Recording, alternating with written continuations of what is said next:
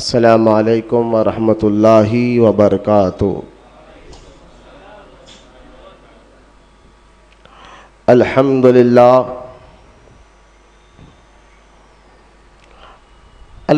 للہ رب العالمین، والصلاة والسلام علی سید الانبیاء والمرسلین وعلی آلہ واصحابہ اجمعین، اما بعد، وقال اللہ تعالی فی القرآن المجید فاعوذ باللہ من الشیطان الرجیم، بسم اللہ الرحمن الرحیم۔ شہر رمضان الذی انزل فیہ القرآن ہدی للناس وبینات من الہدی والفرقان۔ آمنت باللہ، صدق اللہ العلی العظیم۔ وقال اللہ تعالی فی شان حبیبہ الکریم، ان اللہ وملائکتہ یصلون علی النبی یا ایہا الذین آمنوا صلوا علیہ وسلموا تسلیما۔ اللہم صلی علی سیدنا و مولانا محمد معدن جود والکرم علی آلہ وبارک وسلم۔ صلاۃ و سلام علیک یا رسول اللہ صلی اللہ تعالی علیہ وآلہ وصحبہ وسلم۔ معزز سامعین، خانقاہ محبوب اولیاء میں آنے والے تمام مرید و متقید، اللہ تعالیٰ کا شکر احسان ہے کہ ہمیں وہ عظیم الشان رحمت، برکت اور بخشش والا مہینہ انشاءاللہ تعالی ان قریب عطا فرمائے گا۔ آج اسی کے متعلق ہماری خانقاہ میں کچھ اہم باتیں سیکھنے اور سمجھنے کے لیے آپ اور ہم یہاں تشریف فرما ہے۔ ہمارا یہاں آنے کا مقصد صرف اللہ تعالیٰ کی رضا ہے، اس کو راضی کرنا ہے اور اطاعت رسول کی طرف خود بھی عمل کرنا اور آپ کو بھی بلانا ہے۔ اسی مقصد، اسی نیت کے تحت جو ہے ہمارا یہ ہفتہ واری اجتماع ہوتا ہے، کیونکہ رمضان مبارک میں پھر پورا ایک مہینہ صبح کے وقت ٹائم نکالنا بھی بڑا مشکل ہوتا ہے، لوگ سحری کر کر سوتے، پھر ٹائم کا شیڈول تھوڑا ٹائٹ ہو جاتا ہے۔ پھر یہ ایک مہینہ یہ ہمارا ہفتہ واری جو اجتماع ہے وہ منتقل ہو جاتا ہے، رک جاتا ہے، منتقل ہو کر شوال سے پھر سے شروع ہو جاتا ہے۔ اس لیے آج کا یہ خانقاہ محبوب اولیاء کا یہ آج کا دن انشاءاللہ تعالی اس مہینے کا آخری اجتماع ہے۔ اللہ زندگی عطا فرمائے گا تو انشاءاللہ رمضان مبارک کے بعد سے پھر یہ سلسلہ جاری اور ساری رہے گا۔ آواز تھوڑا بڑھانا ہے یا باہر کی آواز کرنا، کچھ تو آواز میں گڑبڑی ہے۔ درود شریف پڑھی، اللہم صلی علی سیدنا مولانا محمد معدن الجود والکرم وعلی آلہ وبارک وسلم۔ صلاۃ و سلام علیک یا رسول اللہ صلی اللہ تعالی علیہ وسلم۔ تو آج کا یہ مبارک اجتماع انشاءاللہ میری کوشش یہ رہے گی کہ ہم رمضان مبارک کیسے گزارے، اس کے دن، اس کے رات، اور کون سا ایسا کام ہم کرتے رہے۔ انشاءاللہ آج کا یہی موضوع، آج کا یہی ٹاپک، آج کا یہی عنوان ہے کہ رمضان مبارک کو ہم کیسے گزاریں۔ کیونکہ ابھی آپ نے مجھ سے قبل جو ہے جناب مولانا سید نوید قادری رضوی سے آپ نے روزے کے متعلق کچھ اہم مسائل سمجھنے اور سیکھنے کی کوشش کی ہے۔ اللہ ہم تمام کو کہنے سننے سے زیادہ عمل کی توفیق عطا فرمائے۔ رمضان مبارک وہ مبارک مہینہ ہے جس کی خصوصیت کا ساتھ ذکر جو ہے احادیث مبارکہ میں موجود ہے، اور جب بھی رمضان مبارک کی آمد ہوتی تو میرے اور آپ کے پیارے آقا رحمت کونین صلی اللہ تعالی علیہ وسلم صحابہ اکرام کو بلا کر मुबारकबादी दिया करते थे। हाँ, ऐसा रिवायत में कि एक हर सहाबा को बुला बुला कर या मिलते तो उनको मुबारकबादी देते और कहते खुश आमदीद है उस मुबारक में रहते कि जो अन करीब जलवा फिगन हमारे पास होने वाला है। तो ख़ास तौर पर किसी महीने के लिए मेरे और आपके नबी सल्लल्लाहु ताला अलैहि वसल्लम इतना खुशी का इजहार नहीं करते, ना खुतबा देते, लेकिन ख़ास तौर पर रमज़ान मुबारक की आमद से पहले आपके और हमारे प्यारे आका रहमत कौनैन जो है खुतबा भी दिया करते और लोगों को मुबारकबादी भी पेश किया करते थे। यानी किसी और महीने के लिए वो आता तो ऐसी खुशी का इजहार नहीं करते और ऐसा मुबारकबादी नहीं देते जैसा रमज़ान मुबारक के आने पर मेरे और आपके आका रहमत कौनैन खुशी का इजहार भी करते और लोगों को यानी अपने ग़ुलामों को इसकी मुबारकबादी भी पेश किया करते थे। ये ऐसा मुबारक महीना है जो इसको समझ गया। इसलिए एक और हदीस पाक में रहमत कौनैन सल्लल्लाहु ताला अलैहि वसल्लम ने इरशाद फरमाया, अगर मेरी उम्मत को ये मालूम हो जाए कि रमज़ान क्या है तो वो ख्वाहिश करेगी कि पूरा पूरा साल काश रमज़ान होता।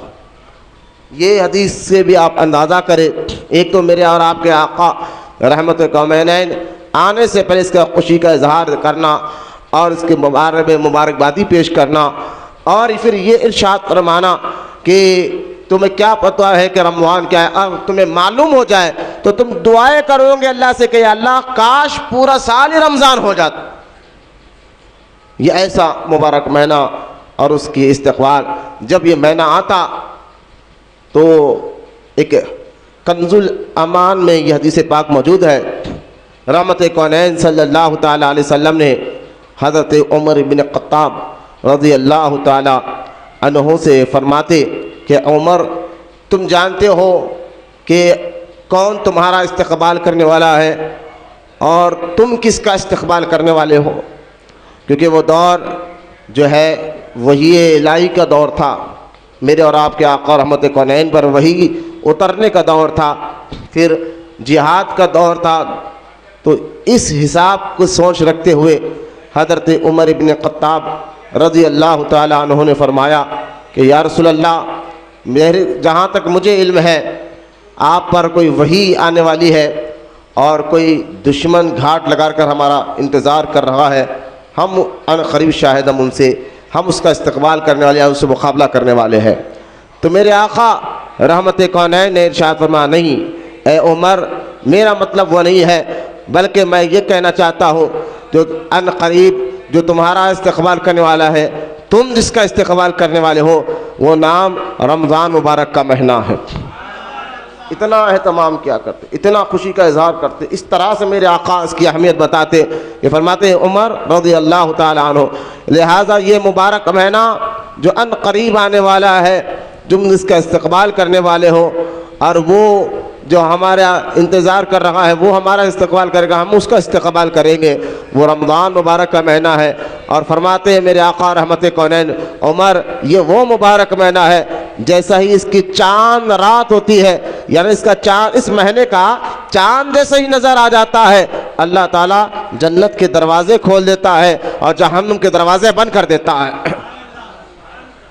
क्या एहतमाम, देखिए गौर फरमाए, ऐसा नहीं कि जब रोज़ा शुरू होगा तब से नहीं, जैसा चांद नज़र आ जाए, जैसा ही रमज़ान मुबारक का चांद नज़र आ जाए, अब फरमाते हैं उस रात ही से अल्लाह ताला जन्नत के दरवाज़े खोल देता है और दोज़ख के दरवाज़े बंद कर देता है। तो लिहाजा ये ऐसा मुबारक महीने की हम आमद का इजहार और उसके इस्तक़बाल में हम यहाँ जमा है, जिसके इस्तक़बाल में मेरे और आपके नबी और रहमत कौनैन जो है खुशी का इजहार फरमाते, मुबारकबादी पेश करते।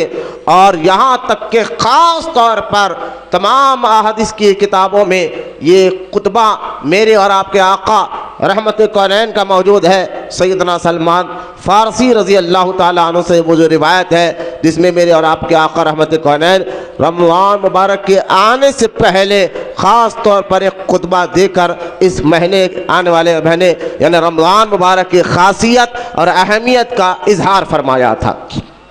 तो ये आपका अभी जहन बना रहा था कि आपको सुनना क्या, ये ऐसा मुबारक महीने की आमद है। اس کے فضائل تو بے شمار ہے، اور اس کا جو اس کے اندر جو ثواب اللہ تعالیٰ نے رکھا ہے وہ اکثر آپ کو یاد بھی ہے، اور جو ہے اس کا مقام، اس کا مرتبہ کیا ہے یہ تو آپ جانتے ہیں۔ بس ایک حدیث پاک میں آتا ہے کہ جب رمضان مبارک کا چاند نکلتا ہے، حدیث سنیں آپ، جب رمضان مبارک کا چاند نکلتا ہے تو اللہ تعالیٰ جبرائیل علیہ السلام کو فرماتا ہے کہ جبرائیل جنت کے حوروں کو زینت کا حکم دو، جنت کے حوروں کو سجنے کا حکم دو، اور ندا کر دو اے اہل آسمان، اے آسمان میں رہنے والوں، اور اہل زمین، اور اے زمین میں رہنے والوں، ہوشیار ہو جاؤ کہ یہ رمضان المبارک کا مہینہ ہے، جو شخص اس کی تعظیم کرے گا، غور کرے حدیث پر، جیسا ہی چاند رات نظر آتی ہے میرے آقا رحمت کونین فرما رہے ہیں کہ اللہ تعالیٰ جبرائیل علیہ السلام کو بلا کر فرماتا ہے کہ جنت کی حوروں کو سجنے کا حکم دو، اور زمین اور آسمان میں یہ اعلان کر دو کہ جو شخص یہ مہینہ جو رمضان مبارک کا آ چکا ہے، چاند جس کا نظر آ چکا ہے، جو آ چکا ہے، جو اس مہینے کی تعظیم کرے گا اللہ اس کو بخش دے گا، تعظیم کرے گا اللہ اس کو بخش دے گا۔ اور پھر اللہ فرماتا ہے جبرائیل شیطان کو قید کر دو تاکہ روزے دار گناہوں سے محفوظ رہ سکے۔ اب یہ حدیث یہاں تک میں نے پڑھی، انیس الواعظین کے حوالے سے یہ حدیث موجود ہے، تو اس حدیث سے آپ اندازہ کریں کہ میرے یہ لفظ پر غور کریں کہ سرکار علیہ الصلوۃ والسلام نے فرمایا کہ جو اس مہینے کی تعظیم کرتا ہے، تعظیم کا مطلب کیا ہے؟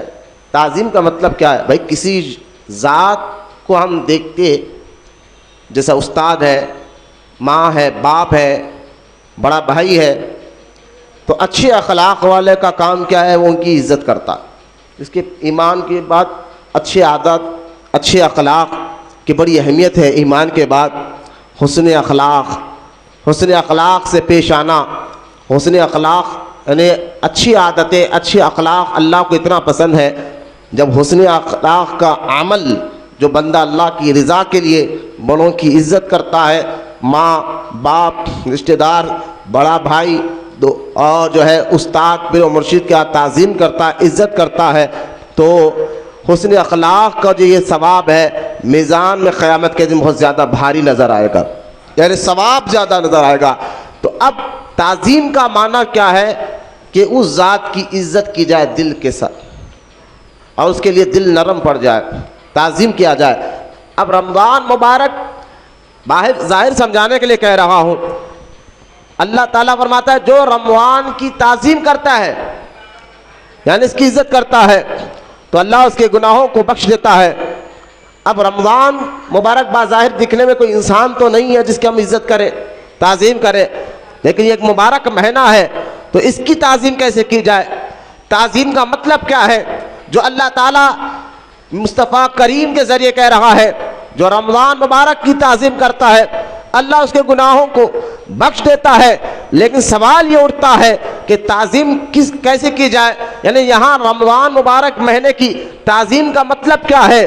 تو تعظیم کا مطلب سیدھا یہ ہے کہ بندہ مومن رمضان مبارک کی تعظیم صرف روزہ رکھ کر نہیں، صرف تراویح پڑھ کر نہیں، یہ تو لازم ہے، یہ تو ضروری ہے، روزہ بھی رکھنا ضروری ہے، تراویح بھی پڑھنا بھی ضروری ہے۔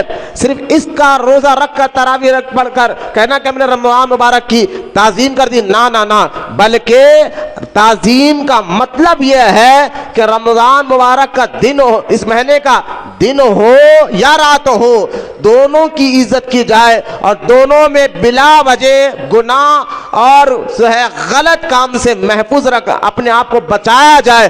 اس مہینے کی تعظیم یہ ہے کہ بندہ مومن گناہوں سے بچ کر چاہے رمضان مبارک کا دن ہو یا رات، دونوں وقت میں عزت اور تعظیم کرتے ہوئے ان وقتوں کو گزارے تو اللہ تعالیٰ اس کے گناہوں کو بخش دیتا ہے۔ تعظیم کا مطلب یہ نہیں ہے کہ آپ صرف روزہ رکھ رہے ہیں، روزے کے بعد پھر جھوٹ بھی بول رہے ہیں، یا روزے کی حالت میں جھوٹ بول رہے ہیں، روزہ رکھ کر گالی بھی دے رہے، روزہ رکھ کر دھوکہ بھی دے رہے ہیں، روزہ رکھ کر جو ہے غلط باتیں بھی کر رہے ہیں، یہ تعظیم نہیں ہے۔ روزہ رکھ کر جو ہے اب بات کہتے ہیں ٹھیک ہے روزہ ہے نا، ابھی جھوٹ نہیں بولیں گے، گالی نہیں دیں گے، تکلیف نہیں دیں گے، روزہ ہونے کے بعد دیکھتے ہیں کیا کرنا ہے۔ تو اس کا مطلب یہ ہے کہ صرف روزے کی حالت میں بچنا ہے۔ رمضان مبارک کا دن بھی افضل ہے والا ہے، راتیں بھی افضل والی راتیں۔ رمضان مبارک سارے مہینوں میں صرف رمضان مبارک کو اللہ تعالیٰ نے یہ خاصیت عطا فرمائی ہے، اس کا دن بھی اہمیت والا ہے، رات بھی اہمیت والی ہے۔ تو صرف دن میں روزے کی حالت میں گناہوں سے بچنا اور افطار کے بعد پھر جو چاہے کرنا، یہ تعظیم کا معنی نہیں ہے جو قرآن اور احادیث کی روشنی میں آتا ہے کہ اس مہینے کی تعظیم کرو۔ تو تعظیم کا مطلب یہ ہے جیسا دن میں روزے کی حالت میں اپنے آپ کو گناہوں سے بچاتے ہو، ایسا ہی رات میں بچا۔ کم سے کم رمضان مبارک بولتے نا، ارے کم سے کم باپ کی تو عزت کر لے، کم سے کم پیر کی تو عزت کر لے، تو کم سے کم رمضان مبارک کے اس مبارک مہینے میں دن اور رات اور بلکہ ہر لمحہ اس کا رحمت والا ہے، برکت والا ہے، اس کی عزت کرنا یہ مومن کی پہچان بھی ہے۔ اور جو اس کے تعظیم اور عزت کرتا ہے، ادب و احترام کرتا ہے، اللہ اس کے گناہوں کو معاف فرما دیتا ہے۔ اس لیے آپ دیکھیں کہ ترمذی شریف، حکیم ترمذی میں یہ حدیث پاک موجود ہے۔ یہ حدیث پاک میں آتا ہے رحمت کونین صلی اللہ تعالی علیہ وسلم ایک مرتبہ ممبر پر خطبہ دینے کے لیے سیڑھی مبارک پر قدم رکھتے ہیں تو آمین کہتے ہیں۔ ممبر کی دوسری سیڑھی پر قدم رکھتے تو آمین کہتے ہیں، تیسری سیڑھی پر قدم رکھتے تو آمین کہتے ہیں۔ صحابہ کرام رضی اللہ تعالی عنہ اجمعین عرض کرتے یا رسول اللہ صلی اللہ تعالی علیہ وسلم، ہم نے دیکھا کہ آپ خطبہ دینے سے پہلے جب بھی ممبر پر قدم مبارک رکھتے تو آمین کہہ رہے تھے، اس کی وجہ کیا ہے؟ میرے اور آپ کے پیارے آقا رحمت کونین صلی اللہ تعالی علیہ وسلم نے ارشاد فرمایا کہ جب میں ممبر پر جلوہ فرما ہونے کے لیے پہلا قدم رکھا، اچانک جبرائیل علیہ السلام حاضر ہوئے اور انہوں نے کہا کہ یا اللہ، یا حضور علیہ السلام فرماتے ہیں جبرائیل علیہ السلام نے اللہ کی بارگاہ میں دعائے ضرر کی اور کہا کہ یا اللہ اس شخص کو تباہ کر دے، برباد کر دے، وہ شخص ہلاک ہو جائے جس کے ماں یا باپ یا دونوں میں سے کوئی ایک زندہ ہو اور وہ ان کی تعظیم نہ کرتا ہو، وہ ان کی عزت نہ کرتا ہو، وہ ان سے پیار نہ کرتا ہو، وہ ان کا ادب نہ کرتا ہو۔ میرے آقا رحمت کونین فرماتے ہیں میں نے اس کی بات پر آمین کہا۔ اللہ اکبر! جبرائیل فرشتوں کا سردار دعائے ضرر کر رہا ہے اور نبیوں کا سردار اس دعا پر آمین کہہ رہا ہے کہ کتنی سخت بات ہے کہ ماں یا باپ یا دونوں میں سے کوئی ایک زندہ ہو تو ان سے اونچی آواز سے بات کرنا اور غصے میں آ کر آنکھ نکال کر بات کرنا، یہ بیماری تو آج ایک عام خاص ہوتے جا رہی ہے۔ سن رہے ہیں لیکن ہمارے اندر کوئی مزاج میں تبدیلی نہیں آ رہی ہے، تو کہیں نہ کہیں ہم وہ گناہ والے ذریعے نہیں چھوڑ رہے ہیں جو ہمارے اندر تبدیلی آنے نہیں دے رہے ہیں۔ تو ہم اگر تبدیل نہیں ہو رہے ہیں اور ہمارے اندر بدلاؤ نہیں آ رہا ہے تو سوچ لیجئے ہم کون سے ذریعے اپنا رہے ہیں جس ذریعے سے ہمارے اندر بدلاؤ آنے وہ ذریعہ نہیں دے رہا ہے۔ تو وہ ذریعے بھی چھوڑنا ضروری ہے جن ذریعوں سے ہمارے اندر بگاڑ پیدا ہو رہا ہے، وہ راستے بھی بند کرنا ضروری ہے جن راستوں کی وجہ سے ہماری مزاج بگڑ رہی ہے، ہماری عادت بگڑ رہی ہے۔ جب یہ راستے اور ذریعے چھوڑ کر اللہ کا خوف دل میں لائیں گے تو انشاءاللہ اللہ دل بھی نرم کرے گا اور آپ کو سچی اور پکی ایمان اور عقیدے کی محبت بھی عطا فرمائے گا۔ لہذا یہ حدیث پر بڑی طویل بات ہو سکتی ہے لیکن جو میرا مقصد سمجھانا ہے وہ آپ کو بتانا ہے۔ پھر سرکار رحمت کونین نے فرمایا کہ دوسری سیڑھی پر میں نے قدم رکھا، آمین تک کہا، تو کہا اس لیے کہ جبرائیل نے کہا یا رسول اللہ وہ شخص بھی تباہ ہو جائے، ہلاک ہو جائے جو آپ کا نام سن پر بھی آپ پر درود نہ پڑے، آپ کا نام سن کر بھی آپ پر درود نہ پڑے۔ رحمت کونین فرماتے اس بات پر میں نے آمین کہا۔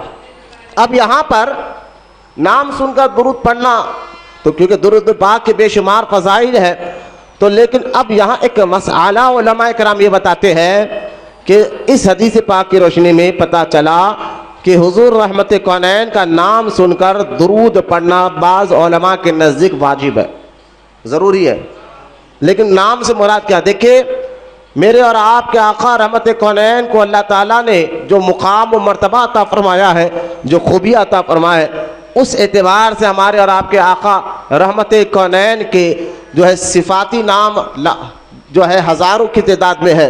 میرے اور آپ کے نبی کا صفاتی نام ہزاروں کی تعداد میں ہے, اور میرے اور آپ کے نبی کے ذاتی نام 2 ہیں. 2 نام ذاتی ہے, یہ رسول اللہ, حبیب اللہ, یہ صفاتی نام ہے. 2 نام ایسے ہیں کہ ذاتی نام ہے. اب یہ حدیث کی روشنی میں بتایا جا رہا ہے جب بھی وہ 2 ذاتی نام لیا جائے اس وقت درود پڑھنا لازم ہو جاتا ہے. وہ 2 نام کو ہے جس کا نام, وہ نام حضور رحمت کونین کا.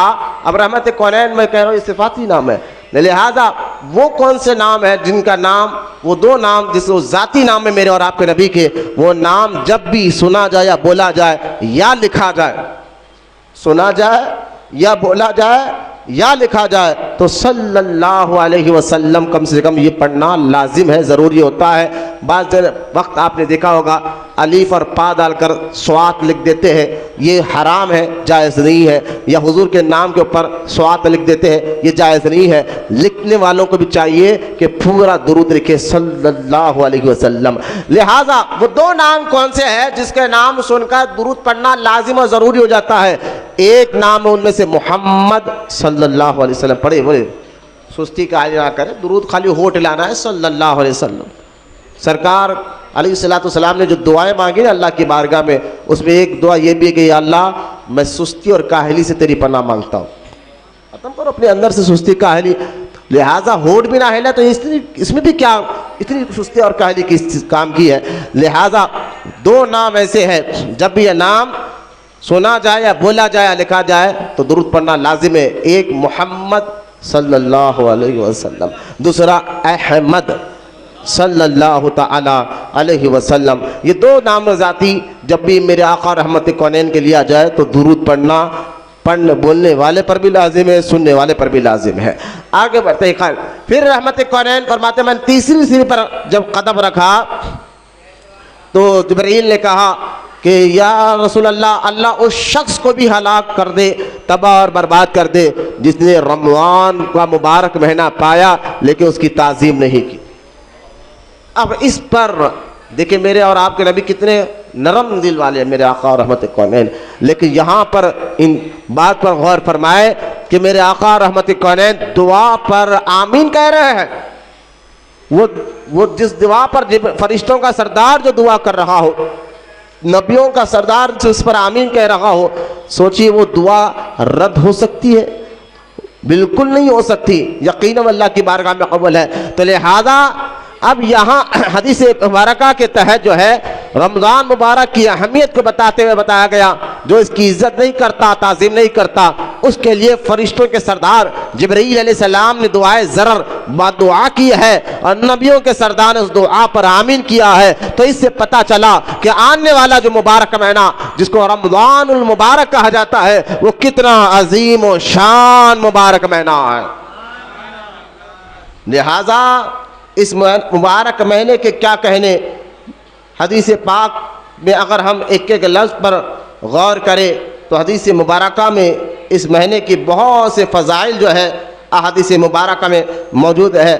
جیسا کہ آپ دیکھیں حضور رحمت کونین صلی اللہ تعالی علیہ وسلم ارشاد فرماتے ہیں, جو کوئی رمضان شریف میں نماز با جماعت پر مداوت کرتا ہے, یعنی پابندی سے جماعت کی نماز پڑھتا ہے, کم سے کم رمضان مبارک میں اللہ آخری سانس تک 5 ٹائم کا نمازی جماعت کے ساتھ پڑھنے کی توفیق عطا فرمائے. دیکھیں جماعت کے ساتھ نماز پڑھنا یہ تنہا نماز پڑھنے سے زیادہ افضل ہے. جماعت کے ساتھ نماز پڑھنا تنہا اکیلے نماز پڑھنے سے زیادہ افضل ہے. اللہ تعالیٰ اب میں یہ کہہ رہا تھا کہ جماعت کے بارے میں بات آ گئی تو حدیث میں آیا ہے رمضان مبارک میں جو باجماعت نماز پڑھنے کی پابندی کرتا ہے تو اللہ تعالیٰ اس خوش نصیب کو ہر رکعت کے بدلے میں ایک ایک نور کا شہر جنت میں عطا فرمائے گا. یہ تو رمضان مبارک میں آپ کے ساتھ نماز پڑھنے کی ہے, لیکن جماعت کا ایک مسئلہ یاد رکھ لیں کہ کچھ ایسی صورتیں ہیں جن صورتوں میں آپ جماعت چھوڑ سکتے اس کے علاوہ نہیں. ان وجوہات ہیں، ان وجوہات کے علاوہ آپ جماعت کے ساتھ نماز نہیں چھوڑ سکتے، لازم ہے جماعت. آج اس پر بھی بہت نماز پڑھ رہے، گھر کے اندر پڑھ لے رہے، بس سستی اور کاہلی کی ایک وجہ یہ بھی ہو سکتی ہے. ورنہ ہمارے بزرگان دین جب نماز کے لیے نکلتے جماعت کے ساتھ پڑھنے کے لیے تو یہاں تک جاتے کہ ان کو 10 کلومیٹر 20 کلومیٹر بھی جانا پڑتا تو جایا کرتے. اور ہم اتنے بڑے نہیں ہیں، ہر جگہ شیطان اور نفس اکڑ کر ڈالتا ہے، ارے ہم اتنے بڑے تھوڑے ہیں یارو ان کے ہم گناہ گار. یہ بھی ایک وار ہے شیطان کا، نفس کا، جو تمہیں آگے بڑھنا ہے. یقیناً ان کے بڑے نہیں ہیں، لیکن آج کے دور میں جماعت کے ساتھ نماز پڑھنا میں سمجھتا ہوں کوئی مشکل کی بات نہیں ہے. اللہ کا فضل ہے، ہاتھ کے نیچے گاڑی ہے، اسٹارٹ کرو. پہلے پیدل لوگ جاتے تھے، سائیکل پہ جاتے تھے یا بیل بنڈیوں پہ جاتے تھے. آپ ایسا دور نہیں ہے بھائی، صرف 5 منٹ کے اندر آپ مسجد میں آپ پہنچ جاتے جہاں آپ نماز پڑھ سکتے ہیں جماعت کے ساتھ. تو یہ ایک سستی کاہلی بھی ہمارے اندر بہت زیادہ جماعت چھوڑنے کی وجہ بن رہی ہے. اللہ اس سے ہمارے محفوظ رکھے. ورنہ جماعت کے ساتھ نماز پڑھنا تو لازم ہے، واجب ہے، ضروری ہے. لہذا جماعت کے ساتھ دیکھیں، ہاں ایک بہت زیادہ شدید بارش ہو رہی ہو اور مسجد تک پہنچنا ناممکن ہے، اس صورت میں آپ جماعت چھوڑنے کی اجازت ہے. یا باہر نکلیں گے تو جان کا خطرہ ہے اور 100% کوئی آپ کا جانی دشمن ہے جو آپ کو ہلاک کر سکتا ہے یا مار سکتا ہے. اور جو کہہ رہا ہے بیٹھ جاؤ بیٹے، بیٹھو، کھڑو نہ بیٹھ جاؤ، تو جو آپ کہہ رہا ہے دشمن آپ کا پکڑ لے گا اور یقیناً وہ مار سکتا ہے، ختم کر سکتا ہے، قتل کر سکتا ہے. تو اس صورت میں بھی جماعت چھوڑ کر گھر میں پڑھنے کی اجازت ہے. یا شدید بارش ہو رہی ہو یا باہر جائیں گے تو جان کا خطرہ ہے اور جان جانے کا، جیسا کہ کرفیو، مطلب لاک ڈاؤنوں میں بھی کوشش کرے جماعت کے ساتھ، کرفیو سسٹم میں بھی جو ہے، کیونکہ جان بچانا فرض ہے اسلام. تو لہذا اس صورت میں ہاں آج کے دور میں وہابی بدعقیدہ بہت زیادہ ہو گئے مساجد میں، تو دور دور تک کوئی ایسی مسجد نہیں ہے. تو میں سمجھتا ہوں ایسا نہیں، الحمدللہ ابھی حیدرآباد دکن میں سنیت باقی ہے، مساجد میں سنی امام موجود ہے الحمدللہ. تھوڑی دور جانا پڑتا ہے، بس اتنا ہی کافی ہے. تو ہم تھوڑا کام کے لیے ٹائم نکالے، جہاں سے پیسے آنا ہے یا جانا ضروری ہے، رشتہ دار دعوت وغیرہ ساری تیاری، منہ پہ پاؤڈر بھی آ جاتا، گاڑی پہ تیل بھی جاتا تھا، ساری سستی کاہلی جب ختم ہو جاتی. لیکن نماز ہی کو تو کہیں نہ کہ ہمارے اندر نماز پڑھ رہے، لیکن جماعت کی اہمیت ختم ہوتے نظر آ رہی، جماعت سے پڑھنے کی عادت ختم ہوتے ہوئے نظر آ رہی ہے اور بہانہ بنا رہے. دیکھیں کوئی بھی مسجد میں اگر امام بورڈ لگا اہل سنت کا، جب تک کنفرم نہ ہو جائے، صرف چہرہ دیکھ کر ہم ولی نہیں ہے کہ یہ وہابی سنی کا فیصلہ کر سکے. چہرہ دیکھ کر ارے وہابی سنی، ارے بھائی جب تک تجھے کنفرم نہ معلوم ہو جائے کہ یہ اس کا عقیدہ کیا ہے، کہاں سے پڑھا ہے، جب تک تو نہیں بول سکتا. ورنہ اللہ نہ کرے تو جس کو وہابی کہہ رہا ہے اور نکلا سنی اور تیرے جملے پلٹ کر تیرے اوپر آ جائے. کسی ایمان والے کو کافر کہنے سے خود کفر پلٹ کر آ جاتا ہے. تو خدا کے واسطے جب تک کھلے عام نہ پتہ چلے، کنفرم نہ پتہ چلے، 100% معلوم نہ ہو، اس وقت تک کسی کو وہابی کا لیبل نہیں لگا سکتے. لہذا جماعت کے ساتھ نماز پڑھنا لازم ہے، ضروری ہے. اللہ تعالیٰ آج مسلمانوں کو صرف رمضان مبارک میں آپ دیکھیں، صرف شروعات کے 10 دن، اب وہ بھی چلا گیا، ایک شبینہ یا 3 دن بس جماعت کے ساتھ نماز، یہ شروعات کے 10 دن نماز، اس کے بعد جماعت کے ساتھ نماز پڑھنا. نماز پڑھ لے، اکیلے پڑھ، تنہا پڑھ. اور اس کی وجہ سے جماعت کی جو فضیلت ہے، جو اہمیت ہے، ہمارے اندر سے ختم ہو رہی ہے. تو خیر ابھی سے جو رمضان مبارک، کیونکہ رمضان مبارک جو مہینہ ہے نا، یہ تمہیں پریکٹیکل، یعنی یوں سمجھیے یہ تربیت دینے کے لیے بھی اللہ نے عطا فرمایا، تمہاری تربیت کرنے کے لیے بھی اللہ نے اس مہینے کو عطا فرمایا، تاکہ تم اس مہینے میں تربیت حاصل کر کر پوری زندگی کے اندر بدلاؤ لا سکتے ہو، تبدیلی لا سکتے ہو. تو جہاں رمضان مبارک کے بے شمار فضائل ہے، وہاں پر علماء نے یہاں تک بیان فرمایا کہ رمضان مبارک کو اللہ نے ایمان والوں کو اس لیے عطا فرمایا تاکہ ہمارے اندر سے سستی ختم ہو، کاہلی ختم ہو، نیکی کا جذبہ پیدا ہو، گناہوں سے نفرت پیدا ہو. تو وہ کن کن ذریعوں سے آئے گی؟ تو روزے سے آتی ہے، بھوک اور پیاس سے آتی ہے. اس لیے رمضان مبارک عطا فرما دیا تاکہ ہمارے اندر تبدیلی آئے، ہماری تربیت ہو. تو اگر ہم رمضان مبارک میں جماعت کے ساتھ نماز پڑھنے کی عادت بنا لیں تو مجھے امید ہے یہ عادت پھر زندگی بھر نکلے گی نہیں انشاءاللہ. جب تک اللہ زندگی باقی رکھا یہ عادت ہمارے اندر رہے گی. اللہ ہمیں جماعت کے ساتھ نماز پڑھنے کی، کیونکہ بہت نمازیوں کو میں نے دیکھا ہے نماز پڑھ لے لیکن جماعت چھوڑ لے. بہانہ سستی کا ہے، یہ اصل ہے. نہیں انہیں یہ نہیں کر رہا، انہیں ایسا نہیں پڑھ رہا، انہیں ایسا نہیں کر رہا، انہیں یہ نہیں کر رہا. جناب جائیے مساجد میں نماز پڑھنا گھر میں نماز پڑھنے سے زیادہ افضل ہے مرد کے لیے، عورتوں کے لیے نہیں، مرد کے لیے. گھر میں سے زیادہ مسجد میں نماز پڑھنا افضل ہے. تو کیوں آپ جماعت چھوڑ کر عادی بنائے؟ کیونکہ یہ بزرگان دین رحمت اللہ تعالیٰ علیہ میں سے یہ بات ہمیں ملتی ہے کہ ابلیس اور نفس پہلے کیا کرتا کہ پہلے سنت چھوڑنے لگاتا، پہلے نفل چھوڑنے کی عادی بناتا ہے. اس لیے بزرگان فرمایا ہم نفل بھی کیوں نہیں چھوڑتے؟ تو نفس اور شیطان پہلے نفل عبادت جو ہوتی ہے، نفل نماز ہے، نفل پہلے اس کو چھوڑنے کی عادت بناتا ہے. جب وہ چھوڑنے کی ہم عادی ہو جائے پھر سنت چھوڑنے کی عادی بناتا ہے. سنت چھوڑنے کی جب عادی ہو جائے تو پھر فرض چھوڑنے کی عادی بنا دیتا ہے. جب فرض نماز چھوڑنے کی عادی بن جائے تو پھر بندہ کا ایمان سلامت رہنا یہ بڑی مشکل کی بات ہے. یعنی ایمان اس کا خطرے میں آ سکتا ہے. یہ بزرگوں نے لکھا ہے. اب دیکھ لیجیے، آپ اکثر آپ کو یہ باتیں سننے اور سمجھ میں آتی ہیں. تو لہٰذا اللہ ہمیں جب رمضان مبارک کا مہینے میں جماعت کے ساتھ نماز پڑھنے کی جو برکتیں ہیں اللہ پابندی کے ساتھ عمل کی توفیق دے. انشاءاللہ مجھے امید ہے آپ رمضان مبارک میں جماعت کے ساتھ نماز پڑھنے کی عادت بنا لیں گے تو آپ کو جہاں ثواب تو ملے گا لیکن ساتھ ہی ساتھ وہ عادت انشاءاللہ آپ کی آخری سانس تک باقی رہے گی انشاءاللہ. لہٰذا رمضان مبارک میں جماعت کے ساتھ نماز پڑھنے کی بدلے کیا ہے؟ غور کریں آپ کہ اس خوش نصیب کو ہر رکعت کے بدلے،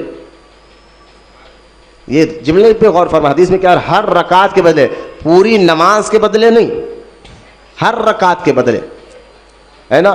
جیسا کہ ظہر پہ 4 رکعت ہوتے ہیں فرض نماز جماعت، فجر میں 2 رکعت، ظہر میں 4 رکعت، اور عصر میں 4 رکعت، مغرب کے 3 رکعت، عشاء کے 4 رکعت، یہ 20 رکعت ہو گئے نا. تو ہر رکعت کے بدلے اللہ تعالیٰ جنت میں اسے ایک نور کا شہر عطا فرمائے. ہمیں ابھی پتہ چلا کہ یہاں بازو جو ہے زمین بہت سستی مل رہی، وہ بھی قریب میں. تو ہم گر پڑ کر یار اتنی سستی زمین بھی یہاں بازو بھی اتنی سستی زمین مل رہی. آنے کے بعد وہ فراڈ ہوتا ہے. زمینوں کی ریٹ سب کو معلوم ہے کہ کہاں کیسے چل رہا ہے، لیکن قریب میں اگر سستی زمین مل رہی جبکہ چل رہا ہے وہاں پر ریٹ 50,000 60,000 کا ہزار، کوئی بولے بھائی 1,000 روپے کا چل رہا ہے، اتنی سستی. جہاں 50-60 ہزار روپے کا ہے وہاں 1,000 روپے کا چل رہا ہے، اتنی سستی زمین، فوراً بھاگ جاتے لینے کے واسطے. لیکن فراڈ بھی ہو سکتا ہے، دھوکہ بھی ہو سکتا ہے. لیکن یہاں یہ نہیں کہا جا رہا کہ کچھ زمین کے برابر نور دے گا. ایک ایک شہر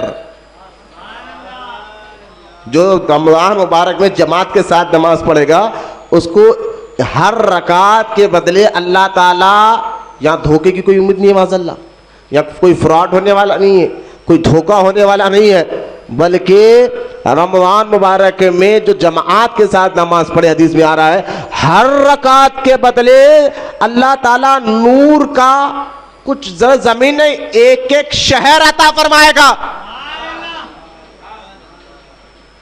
تو لہذا یہ بات پر غور فرمائے کہ کتنا مبارک مہینہ آنے والا ہے جس کی نیکیوں کا میٹر کتنا تیزی سے بڑھ جاتا ہے.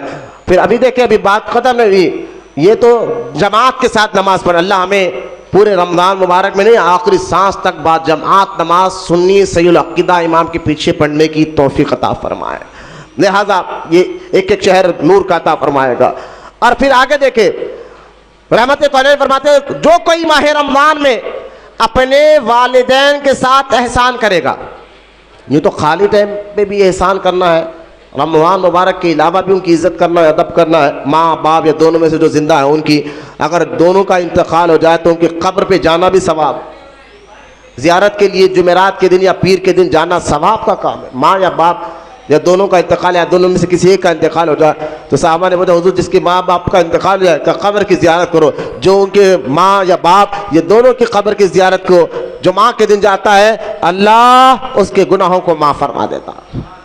تو جو ظاہری زندگی میں ان کی اہمیت کو مانے تو فرمایا رحمت کونین نے جو کوئی ماہ رمضان میں اپنے والدین کے ساتھ احسان کرے گا اللہ تعالیٰ اس کی طرف نگاہ رحمت فرمائے گا. اللہ تعالیٰ اس کی طرف نگاہ رحمت فرمائے گا. اللہ تعالیٰ کی نگاہ رحمت جس میں پڑ جائے, اب مجھے بتائیے کہ وہ مصیبت زدہ رہے گا, وہ پریشان حال رہے گا, کاروبار کو لے کر ٹینشن رہے گا؟ نہیں. جس پر میرے اور آپ کے رب کی رحمت والی نگاہ پڑ جائے اللہ تعالیٰ خود اس کی مشکلوں کو آسان فرما دیتا ہے. بہت آسان وظیفہ ہے. اگر تم یہ چاہتے ہو کہ اللہ کی رحمت والی نظر مجھ پر پڑے تو ماں باپ یوں بھی خالی ٹائم پہ بھی ان سے اونچی آواز سے بات کرنا منع, چاہے وہ گناہگار ہو, چاہے وہ تمہیں تکلیف دیتے ہو, لیکن ہاں ان کے گناہ والی بات ماننا نہیں, غلط کام کو ماننا نہیں ہے کہ یہ کام کرو جبکہ وہ غلط ہے. تو چاہے ماں کہے یا باپ کہے غلط کام ہے, کسی کا حکم ماننے کی اجازت نہیں ہے, کیونکہ اللہ کی نافرمانی میں کسی کا حکم نہیں مانا جاتا. لیکن کوئی ماں باپ غلط بات بولے, میں سمجھتا ہوں ایسا ہو نہیں سکتا, لیکن پھر بھی جو ہے دین کے خلاف کوئی بات بتائے, ماں یا باپ داڑھی کاٹ لو بولے, بلا وجہ بیوی کو مارو بولے, بلا وجہ بہن سے لڑو بولے, یہ باتیں اس سے پرہیز کرے. لیکن اس کے علاوہ پھر بھی ان کی عزت کی جائے, وہ تمہارے ماں باپ ہیں, پھر بھی ان سے محبت کیا جائے گا, ادب کیا جائے گا. تو لہٰذا جو اونچی اونچی آواز میں ماں باپ سے بات کرتے ذرا وہ لوگ کان کھول کر سنیں کہ رمضان مبارک میں اس مہینے کی تعظیم کرنے میں سے کیا کیا تعظیم کرنا ہے. جماعت کے ساتھ نماز پڑھنے کے ساتھ ساتھ ماں اور باپ پر جو احسان کرے. اللہ اکبر. اللہ فرماتا, حدیث میں آتا, حضور رحمت کونین فرماتا ہے کہ اللہ تعالیٰ اس پر نگاہ رحمت کرتا ہے. بولو محبت سے سبحان اللہ, بولے اور محبت سے سبحان اللہ. اور پھر آگے میرے آقا یہ بھی نہیں فرما جو ماں باپ کے ساتھ جو ہے احسان کرے, خاص طور رمضان مبارک میں اللہ ان پر نگاہ رحمت تو کرتا ہے, ساتھ ہی ساتھ میرے آقا فرماتے ہیں قیامت کے دن اس کی شفاعت کی ذمہ داری میری ہوگی. جن کے ماں باپ زندہ ہے یا دونوں میں سے کوئی زندہ ہے, اب جو جس کے ماں باپ زندہ نہیں بھی ہے تو ٹینشن نہ لے, ان کے لیے سارے ثواب کثرت سے کرے, ان کے لیے کلمہ طیبہ 70,000 مرتبہ پڑھ کر بھیجا کرے, قرآن نماز پڑھ کر ان کے لیے ثواب کا کام کرتا رہے. اگر ممکن ہو سکے تو جو 8 دن میں ایک بار ان کے قبر کی زیارت کو جایا کرے, انشاءاللہ اس کو بھی ماں باپ کا فرما بردار بچوں میں نام لکھا جاتا ہے. لہٰذا پھر فرمائے رحمت کونین جو کوئی ماہ رمضان میں کسی مسلمان کی حاجت یعنی ضرورت کو پورا کرتا ہے, یہ بھی دیکھ سنیے, کسی مسلمان کی حاجت کہ ایک حدیث میں پورا ایک اسلام کو سمجھنے کا, دیکھیں رمضان مبارک میں صرف عبادت نہیں, عبادت کے ساتھ گھر کا بھی خیال کیا جا رہا ہے, پھر باہر تم مسلمان ہو دوسروں کا بھی خیال کرنے کا حکم دیا جا رہا ہے. کہا جا رہا ہے کہ کسی مسلمان کی حاجت پوری کرتا ہے اللہ تعالیٰ اس کے 10 لاکھ حاجتیں پوری کرتا ہے. اللہ تعالیٰ اس کے 10 لاکھ حاجتیں پوری کرتا ہے, اور اس کے لیے اور آگے دیکھیں, اور اس کے لیے 10 لاکھ نیکیاں لکھ دیتا. کسی مسلمان کی حاجت, خاص طور رمضان مبارک میں کوئی رمضان مبارک کسی کی مشکل حل کر دے, اپنے ہاتھ سے اپنے پیر سے یا اپنے مال سے اپنی حیثیت میں کوئی مدد کر دے تو 10 لاکھ حاجتیں اللہ اس کی پوری کرتا ہے, 10 لاکھ نیکیاں اس کو اللہ عطا فرماتا ہے, اور اس کے 10 لاکھ گناہوں کو معاف فرما دیتا ہے, اور اس کے 10 لاکھ درجات کو بلند فرما دیتا ہے. اس لیے رحمت کونین جب رمضان مبارک آتا, یوں تو میرے اور آپ کے آقا ہے پہلے سے سخی, ہے پہلے سے سخی. صحابہ کہتے کبھی ہم نے حضور سے لا یہ کبھی سنا ہی نہیں. لا کا مطلب عربی نہیں سنا, کیونکہ اللہ نے فرمایا اما سائل فلا تنہر, حبیب جو آپ کے پاس سب کو دو. تو لا کبھی حضور نے کہا نہیں کسی غلام کو جو منگنے آتا. جیسا کہ حاتم تائی کا پوتا جب ایمان لایا وہ کہتا تھا نا, ہمارے حاتم تائی ہمارے دادا بڑے سخی تھے, اگر مانگنے والا آپ کے محل کے سمجھانے کے لیے پوتے نے کہا تھا ہمارے دادا کے محل کے 10 دروازے تھے, مانگنے والا یہ دروازے سے آتا تو اس کو دیتے, پلٹ کے دوسرے دروازے سے آتا پھر دیتے, تیسرے ایک ہی مانگنے والا 10 دروازوں سے بھی آتا تو ہمارے دادا دیتے تھے. تو ایک آل رسول نے فرمایا یہ تمہارے دادا ہے اور ہمارے نانا جان سارے نبیوں کے آقا اور مولا رحمت کونین جو ایک بار ان کے پاس آتا سرکار اتنا دیتے اس کو دوبارہ کہیں اور جانے کی اور آنے کی ضرورت ہی نہیں پڑا کرتے تھے. یعنی ایک بار میں اتنا عطا فرماتے ہیں، نہ کہیں اور جانے کی ضرورت ہے نہ دوبارہ آنے کی ضرورت ہے. یہ میرے آقا رحمت کریم کی سخاوت تھی. لیکن حدیث میں آتا ہے کہ لیکن رمضان کا مبارک مہینہ جیسا آ جاتا تو میرے آقا سمندر سے بھی زیادہ، اس سے بھی زیادہ سخی ہو جایا کرتے. اس سے بھی زیادہ، سمندر میں پانی کی کچھ کمی کبھی ہو سکتی، اس سے زیادہ سخی ہو جائے، قیدیوں کو چھوڑ دیتے.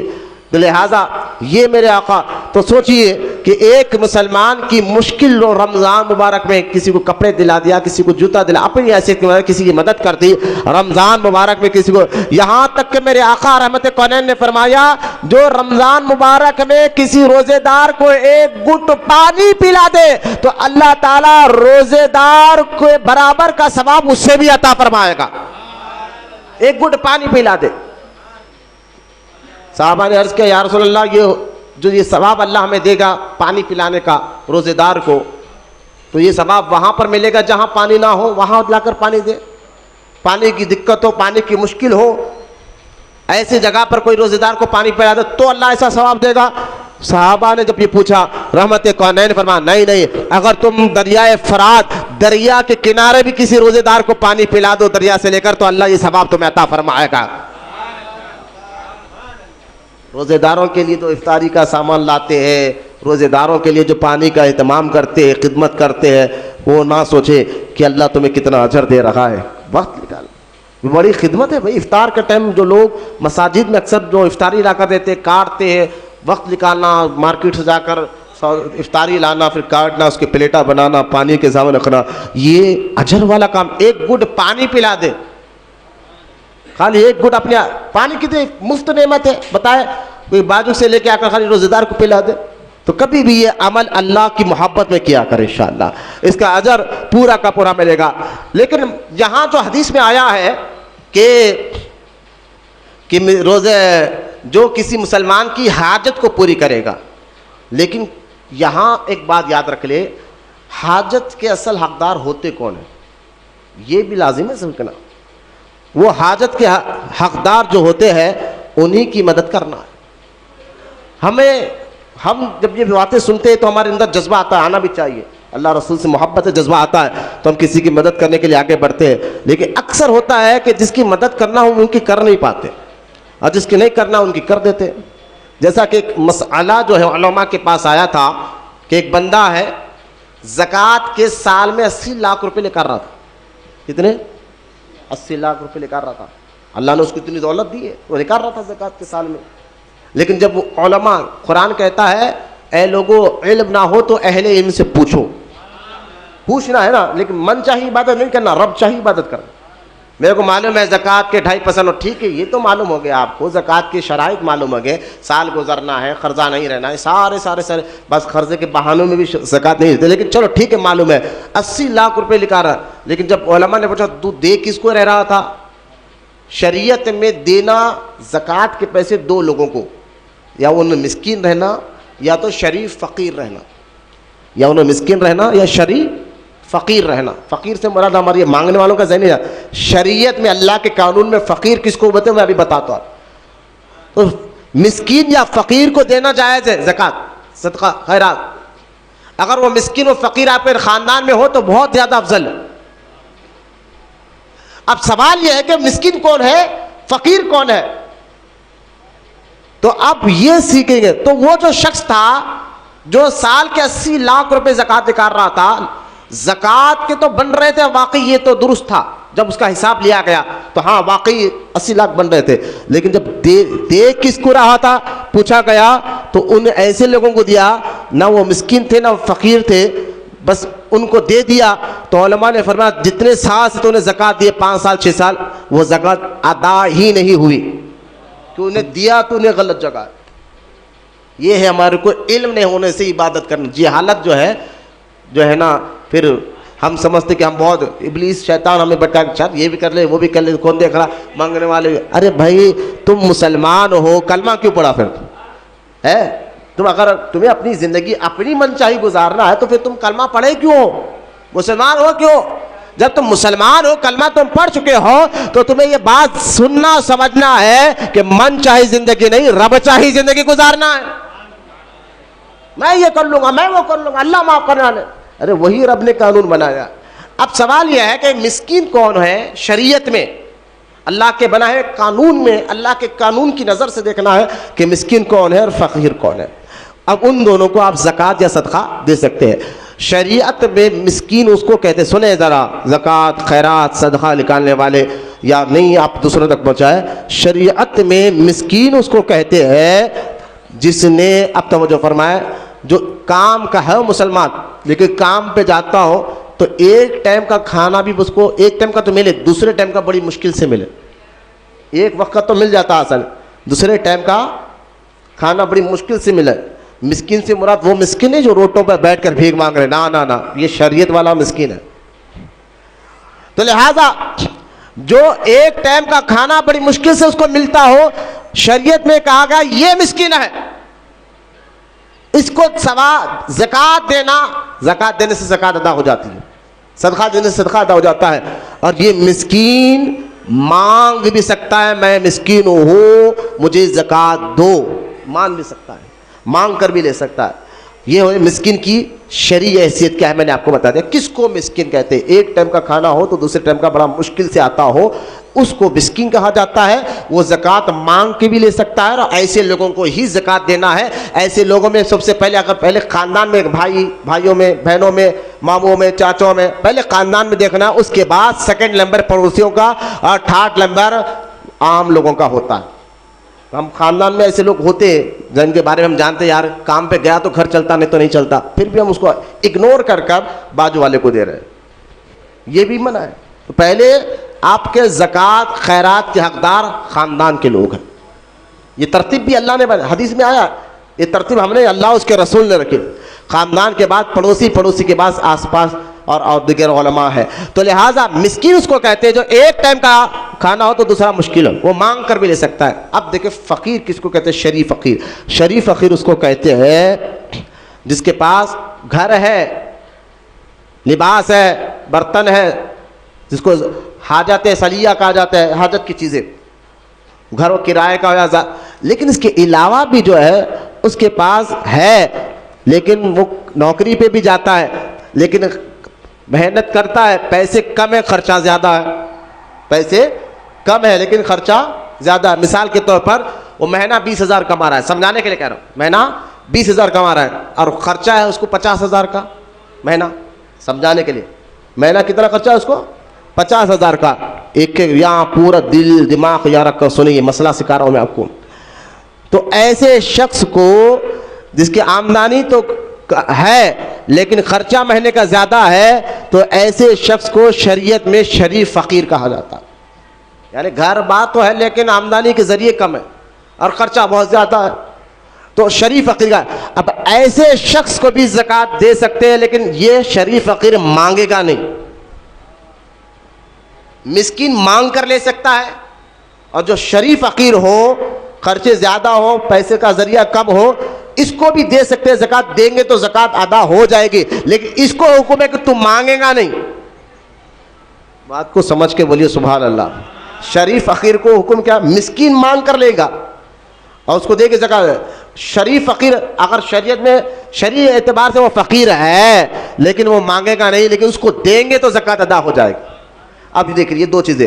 اور تیسرا کیٹیگری مسلمان کی وہ ہے، وہ جو شخص ہے جس پر گھر ہے، برتن ہے، سب ہے، لیکن اس پر قربانی واجب ہوتی ہے، زکوٰۃ واجب نہیں. اور ایک بندہ وہ ہے جس پر قربانی بھی واجب ہوتی ہے، زکوٰۃ بھی واجب ہوتی ہے.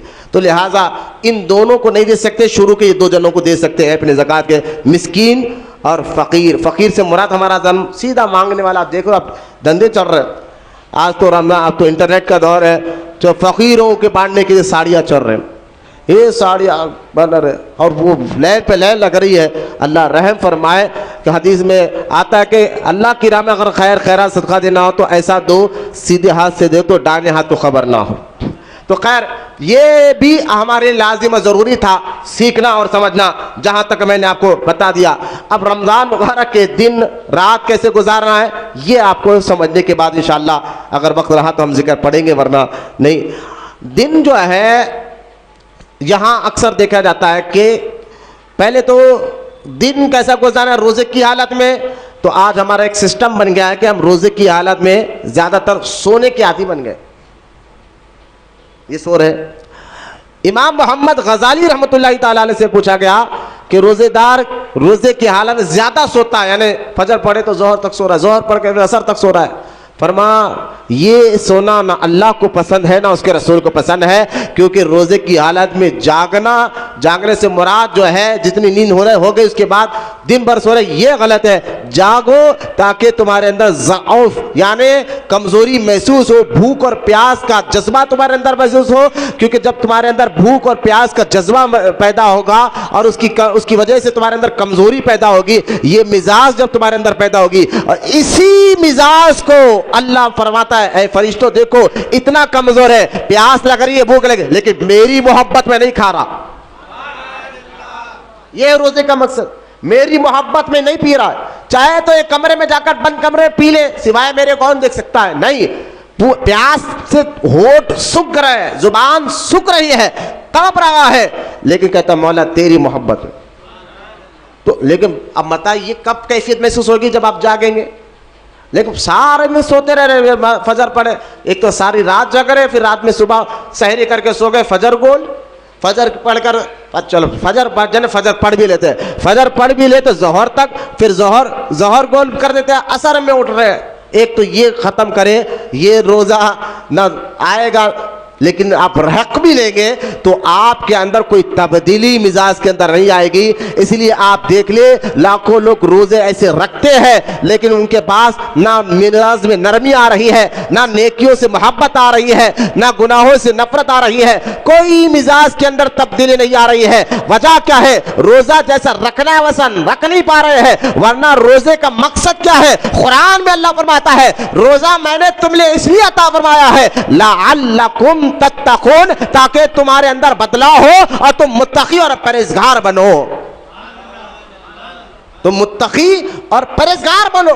لیکن ہمارے اندر اب سو رہے کر رہے تو کہاں ہمارے دل نرم پڑے گا، کہاں روحانی طاقت آئے گی، کہاں گناہوں سے نفرت کی کیفیت پیدا ہوگی، کہاں نیکیوں سے محبت کی کیفیت پیدا ہوگی۔ تو بھوک اور پیاس ضعف جو ہے کمزوری تمہارے اندر محسوس ہو، اسے بلا وجہ سونا فرمایا گیا امام محمد غزالی رحمۃ اللہ تعالی یہ جائز نہیں ہے۔ اور پھر جو ہے کام کا بہانہ دیکھیں روزہ دار کب روزہ چھوڑ سکتا ہے؟ میں نے ابھی سنا جناب سید نوید صاحب قادری بتا رہے تھے، لیکن آج کل کچھ ایسے بہانے بھی بنا لیے، بھائی ہمارا کام بڑا سخت ہے، دھوپ میں کام کرنا پڑتا ہے، روزہ چھوڑ دیں۔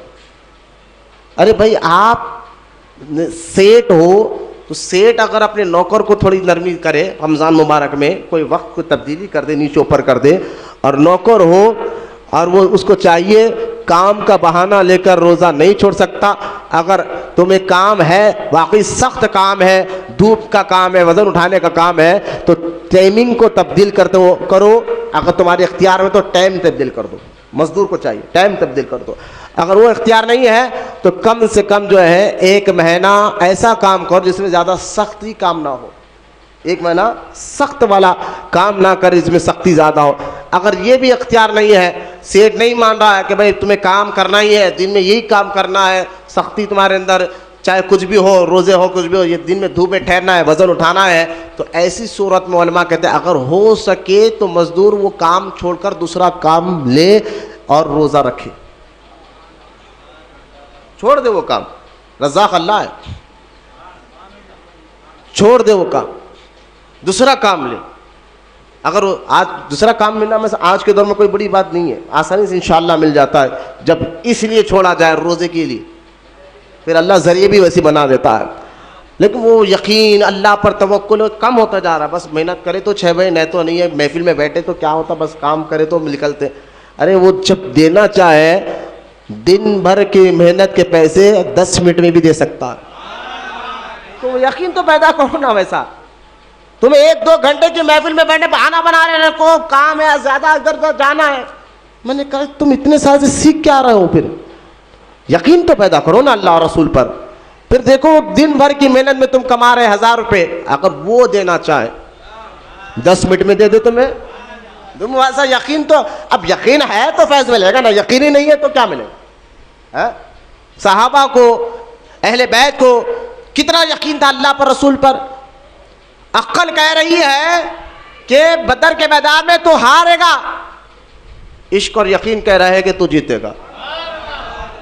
یعنی عقلی طور پر ذریعے بتا رہے ہیں کہ بھائی دشمن طاقتور ہے, عشق کہہ رہا ہے اللہ اس کا رسول ہمارے ساتھ ہے. تم ایسا یقین تو پیدا کرو نا. یہ صرف کتابوں میں تھوڑا ہی ہے, یہ صرف تقریروں میں تھوڑا ہی ہے, یہ تمہارے اندر یقین پیدا کرنے کے ذریعے ہے. اس کو یقین پیدا کرنے کے ذریعہ بنا کر جو بندہ مضبوط ہوتا ہے, پھر رزق دینے کی ذمہ اللہ اپنے فضل کا, اپنے کرم پر لیا ہے, لہٰذا وہ ایسا عطا فرمائے گا. حدیث میں آتا ہے ایسا یقین رکھو جیسا ایک پرندہ اللہ پر یقین رکھتا ہے کہ بھوکا نکلتا ہے لیکن بھوکا آتا نہیں ہے گھونسلے کو. ایسا یقین جب اللہ پر مضبوط ہو جائے تو ایسے ذریعے سے اللہ رزق دیتا ہے جس کا اس کو وہم و گمان تک نہیں ہوتا. ارے یہاں سے بھی مل سکتا ہے, گمان نہیں ہوتا. لہذا یقین جو ہے, ہمارے پاس یقین کی بات آ گئی تو ایک بات مجھے یاد آ گئی کہ سرکار حسینی بابا رحمۃ اللہ تعالی علیہ کے پاس اللہ رسول کے بعد بچپن سے بڑا یقین ہے, بڑا یقین ہے, آج بھی انشاءاللہ مرے دم تک رہے. تو ہم یہاں پر ہمارے گھر کے جب بڑے حالات خراب تھے تو باہر پارکنگ لگاتے تھے, تو وہ خالی دنوں میں مجھے اچھی طرح یاد ہے دن بھر میں 18 روپے آتے تھے. 18 روپے بڑی بات تھی, 15-20 سال پہلے کی بات, 18 روپے دن بھر کے. تو ہم خالی دن جمعرات جمعہ اتوار چھوڑ کر جب خالی دن میں یہاں پر آتے تھے پارکنگ کے لیے تو 3-4 بجے کے بعد پارکنگ لگاتے تھے, مغرب تک 18-19 روپے ہمیں ہاتھ میں. ایک دن ہوا یہ کہ ہم خالی دن تھا, یعنی پیر یا منگل ایسا کوئی دن تھا, اور میں آ گیا دن میں یہاں پر 3 بجے, اور میری عادت تھی 5 بجے سے میں پارکنگ لگاتا تھا, لوگ آتے تھے. تو اس دن کیا ہوا, 3 بجے میں آ گیا اور میرا دل میں ابھی پارکنگ پر جاؤں, یعنی یقین تھا نا, حضرت اللہ کی دعا کر کے دلاتے, ایسا یقین جب بھی تھا اب بھی, اور اب تو اور مضبوط ہے انشاءاللہ. اب ہوا یہ کہ میں سمجھا رہا ہوں یقین ہو تو فیض ملتا, یقین ہو تو پھر دروازے کھلتے. لہٰذا 5 بجے مجھے ڈیوٹی کرنا تھا, لیکن اس دن دل بولا کہ آج ہی ٹھہر جاؤ, ابھی ٹھہر جاؤ, ابھی ٹھہر جاؤ. دل میں اچانک حق سے پیدا ہو گئی. میرے گمان میں تو میری تو عادت 5 بجے تھی, اب کہیں کو, لیکن جا کے ٹھہرا تو اتفاق سے لوگ بھی آنا شروع ہو گئے, جبکہ لوگ 5 بجے کے بعد آتے تھے خالی دنوں میں, لوگ آنا شروع ہو گئے. دھیرے دھیرے دھیرے 5 بجے تک وہی پیسے ٹارگٹ پورا ہوا جو روز گھر لے جا رہا تھا 20 روپے. اور یقین جانے وہ 5 بجے جیسا نماز کے لیے میں اندر آیا, بارش جو شروع ہوئی ہے نا, بارش ایسا شروع ہوئی تو اس دن آدھی رات تک بارش چلتے رہی. جب سمجھ میں آ گیا راز کیا ہے, یقین ہونا تو پھر ایسے ذریعے سے اللہ رزق دیتا ہے. میں نیچے آ کر سمجھا رہا ہوں اپنے مثال لے کر, ایسے ذریعے سے رزق دیتا ہے. تو آج وہ یقین کی کمی ہے, پھر ہم جو ہے نا روزے پہ سستی کر رہے ہیں, نمازوں میں سستی کر رہے ہیں, محفلوں میں آنے کو سستی کر رہے ہیں. چھوڑو یار, یہ کام ہے وہ کام ہے. یقین پیدا کرو اللہ اور اس کے رسول علیہ الصلوۃ والسلام پر, تو لہٰذا یقین تمہارے اندر بہت سی تبدیلیاں لا لیتا ہے. تو راتوں میں رمضان مبارک کے جو دن افضل ہے تو رات بھی افضل والے. آج کل جو دور چل رہا ہے کہ مارکیٹوں کا حال دیکھیں, شروعات ہی رمضان, جب کہ شریعت میں اللہ کے قانون میں جب کہ مریض کو روزہ چھوڑنا ہے تو کون سا مریض, سر درد والا, پیٹ درد والا, بخار والا مریض نہیں. ایسا مریض اگر روزہ بھوک رہے گا, بھوکا پیاسا رہے گا تو موت آنے کے پورے چانس ہے. یعنی اتنا ضعیف ہو گیا, اتنی کمزوری ہو گئی, اور ایسی بیماری ہے اگر کھائے گا پیے گا نہیں تو موت ہونے کے کنفرم چانس ہے. تو ایسی صورت میں روزہ چھوڑنا ہے ایسے مریض کو. لیکن سر کا درد, پیٹ کا درد, اور پھر جو عورتیں جن پر نماز معاف ہو جاتی ہے ایسی حالت میں وہ روزہ چھوڑے گی. تو اب شریعت میں حکم ہے, جو اب توجہ فرمائے, جو شریعت میں یہ حکم یہ ہے, ایسا شخص جس پہ شریعت کہہ رہی ہے, اللہ کا قانون کہہ رہا ہے کہ تو روزے نہ رکھ, کہ تیری کمزوری ایسی ہے, تیری بیماری ایسی ہے, یا ایسی عورت جس پر نماز معاف ہو جاتی ہے وہ روزے نہیں رکھ سکتی, تو اس کو بھی کھائے, دن کے ٹائم رمضان میں کھا سکتے پی سکتے, لیکن لوگوں کے سامنے نہیں, چھپ کر. یہ کس کے لیے حکم ہے شریعت میں؟ جو مریض ہو، ایسا بوڑھا آدمی جس کو فلاں شیخ کہا جاتا، بوڑھا ہو چکا ہے، بہت زیادہ عمر ہو چکی ہے، اب روزہ رکھ ہی نہیں سکتا اس عمر میں، جس کو فانی شیخ کہا جاتا ہے، اس کو بھی اگر کھانا کھلانا ہے تو چھپ کر کھلائے، روزے داروں کے سامنے نہ کھلائے، کیونکہ رمضان مبارک کا ادب ہے، اس مہینے کا ادب ہے۔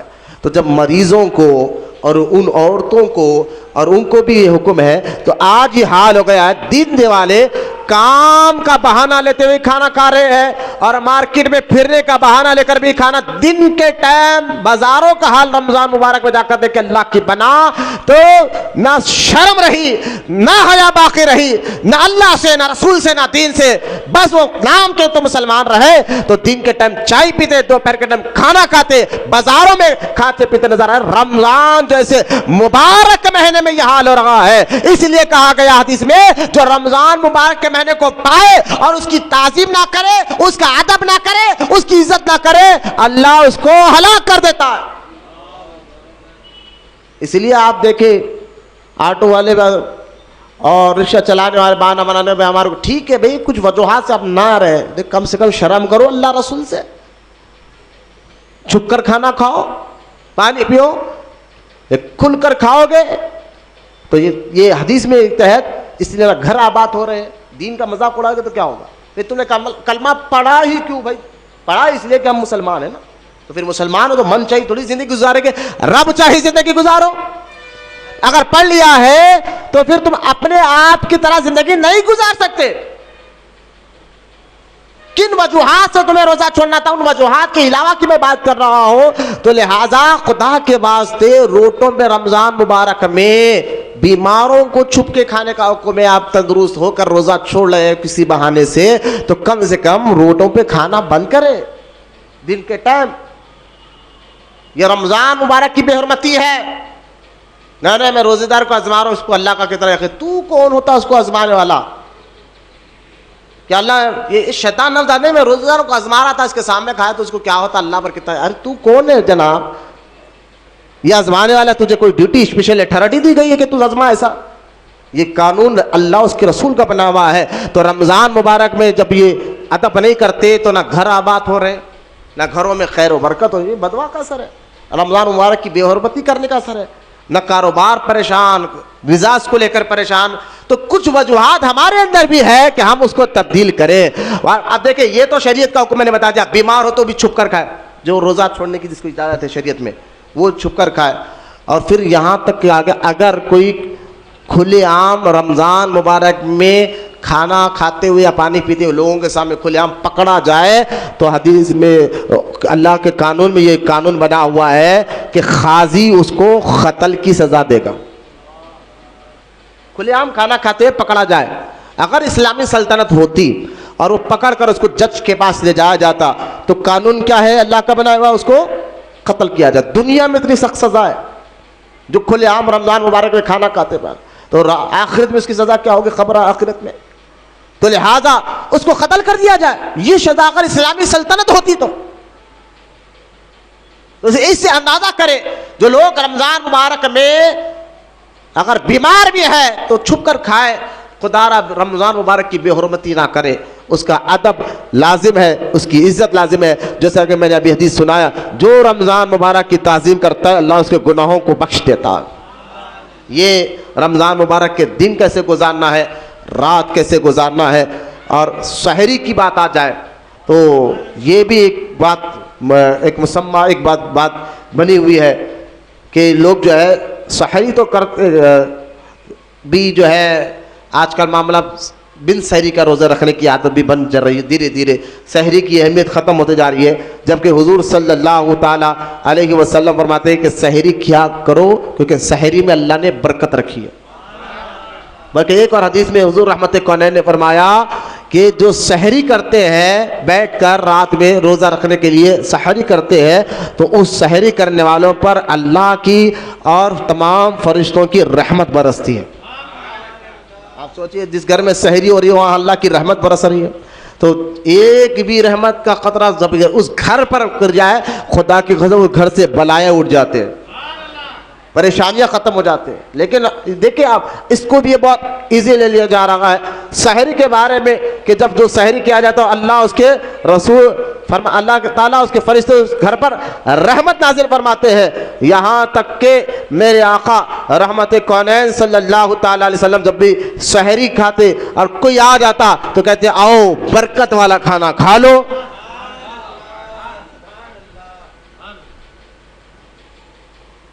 غور سے سنیں یہ بات. تو سحری اگر کوئی بن سحری کا بھی روزہ رہتا تو مسئلہ اس کو یاد رہنا چاہیے. بن سحری سے روزہ رکھنے والوں کو ایک چیز کو یاد رہنا چاہیے, اللہ نہ کرے اللہ نہ سحری چھوٹ گئی, فجر چھوٹ گئی اور صبح اس کی نیند اشار آئی تو نیت کر لے بھائی میں نے تو کھایا کچھ بھی نہیں, چلو روزے کی نیت کر لیتا ہوں. اب سے روزے کی نیت کرتا ہوں تو سارا دن بھوکا رہ کے بھی اس کا روزے کا ثواب نہیں ملے گا, نہیں روزہ ہی نہیں ہے اس کا. کیوں؟ کیونکہ اس نے نیت غلط کی. اس کو یہ نہیں صبح اللہ نہ کرے نیند نشار ہو اور نیت وہ نہیں کرے گا میں اب اس سے روزہ رہوں گا, یہ نیت ہے گا, وہ نیت کرے گا میں صبح صادق سے روزہ ہوں. اب یہ مسئلہ معلوم نہیں 90% لوگوں کو, بس صبح اٹھے اللہ نہ کرے کسی وجہ سے نیند نشار نہیں ہوئی اور صبح اٹھ گئے تو نیت تو کر لیتے روزہ رکھ رہے, لیکن ان کو نیت کیسی کرنی تھی وہ پتہ نہیں تھا, اس کی وجہ سے روزے کا ثواب ان کو نہیں ملتا. نیت یہ کرنی ہے میں صبح صادق سے روزہ ہوں. جب یہ نیت کرے گا, نیت دل کے مضبوط ارادے کا نام ہے. زبان سے نہ بھی بولے دل میں ارادہ بھی کر لے تو نیت ہو جاتی ہے. دل کے مضبوط ارادے کا نام نیت ہے. لہذا سحری کی بھی برکتیں لیجئے. اور رمضان مبارک میں اب دیکھیں ایک حدیث میں آتا ہے حضور صلی اللہ تعالیٰ علیہ وسلم ارشاد فرماتے ہیں کہ اے میرے غلاموں اہل اللہ کی تم عزت کیا کرو. جو اللہ پر یقین رکھتا ہے اس کو چاہیے وہ اہل اللہ کی عزت کرے, اہل اللہ اللہ والوں کی عزت کرے. صحابہ نے عرض کیا یا رسول اللہ صلی اللہ تعالیٰ علیہ وسلم اہل اللہ سے مطلب کون لوگ ہیں؟ تو میرے آقا رحمت کونین فرماتے ہیں اہل اللہ کا مطلب وہ جو قرآن کی تلاوت کرتے ہیں. قرآن کی تلاوت یعنی تراویح سننا, قرآن کا سننا یا قرآن کا پڑھنا. رمضان مبارک میں وقت ملے تو کیا کرے؟ قرآن کی تلاوت گزارے, کیونکہ حدیث میں آتا ہے وہ اہل اللہ ہے. اور حدیث میں آتا ہے جو قرآن کی تلاوت کرنے والے لوگ وہ اہل اللہ اللہ والے ہیں, جو ان کی عزت کرتا ہے. حدیث میں سرکار فرماتے ہیں جو اہل اللہ کی عزت کرتا ہے, قرآن پڑھنے والوں کی عزت کرتا ہے, اللہ تعالیٰ ان کی عزت کو بھی بڑھا دیتا ہے. آج روڈیوں کی عزت ہے, سود خوروں کی عزت ہو رہی ہے, پہلوانوں کی عزت ہو رہی ہے, لیڈروں کی عزت ہو رہی ہے جن کے سینے میں قرآن ہے یا حافظ قرآن ہے یا مسجد کا امام ہے یا قرآن پڑھنے والے, اس کی عزت نہیں ہے.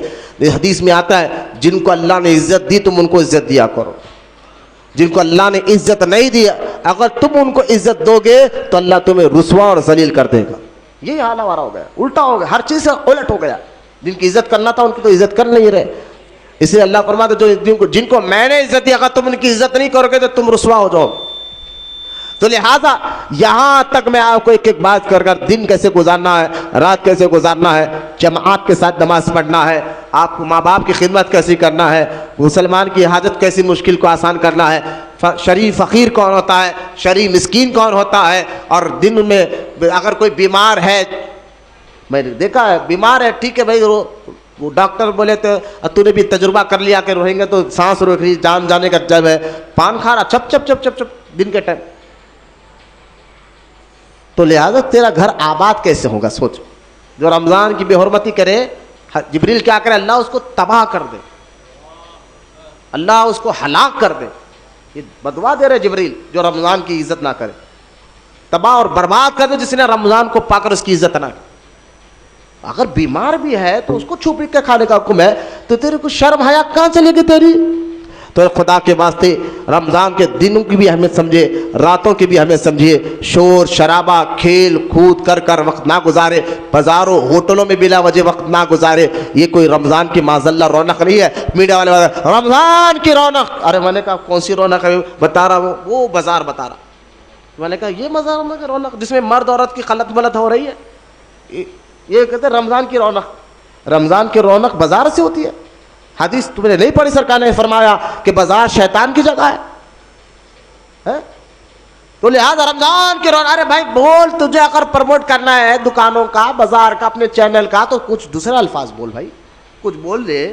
لیکن کم سے کم یہ الفاظ نہ بولو رمضان کی رونق او بد چورا پبلک، جس میں مرد بھی ہے عورت کی خلط ملط ہو رہی ہے، دن میں رات میں رونق بڑھ گئی۔ رمضان مبارک کی رونق بازاروں سے نہیں مسجدوں سے نظر آتی، ہوٹلوں سے نہیں مسجدوں سے نظر آتی ہے، چہروں سے نظر آتی ہے، عبادت سے نظر آتی ہے، اللہ کو راضی کرنے سے نظر آتی ہے۔ تو آج پیپروں میں کہتے ہیں رونق بڑھ گئی، کس چیز کی رونق جناب؟ رونق کا لفظ مت بولو کم سے کم۔ رمضان مبارک کی رونق بازاروں سے نہیں مسجدوں سے ہوتی ہے، عبادت سے ہوتی ہے، قرآن کی تلاوت سے ہوتی ہے، اس سے رونق ہوتی ہے۔ وہ رونق والا دن ہے، وہ رونق والے اس کو کہہ سکتے ہیں کہ بھائی رمضان کی رونق مسجد آباد نظر آ رہے ہیں۔ تو لہٰذا یہ دن اور رات کو بلا وجہ بازاروں میں نہ گزارے۔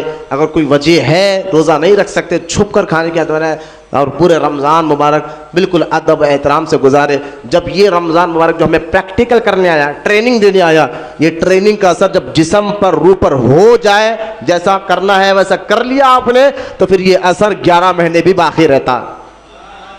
رمضان مبارک جانے کے بعد پتہ چلتا ہے کہ ہمارے اندر تبدیلی آئے تو سمجھ جائے کہ تمہارے روزے اللہ کی بارگاہ میں قبول ہو چکے، تم تبدیل ہوئے۔ رمضان مبارک جاتے کی پتہ چلتا تبدیل نہیں ہوئے، رمضان مبارک جا کر وہی حرکتیں، تو کہیں نہ کہیں روزوں میں گڑبڑی تم نے کی ہے، جناب تبدیلی آتی ہے۔ یہ تربیت والا مہینہ ہے، ٹریننگ والا مہینہ ہے رمضان مبارک۔ اللہ ہم سب کو اس میں خوب اس کی عبادت کرنے کی توفیق عطا فرمائے۔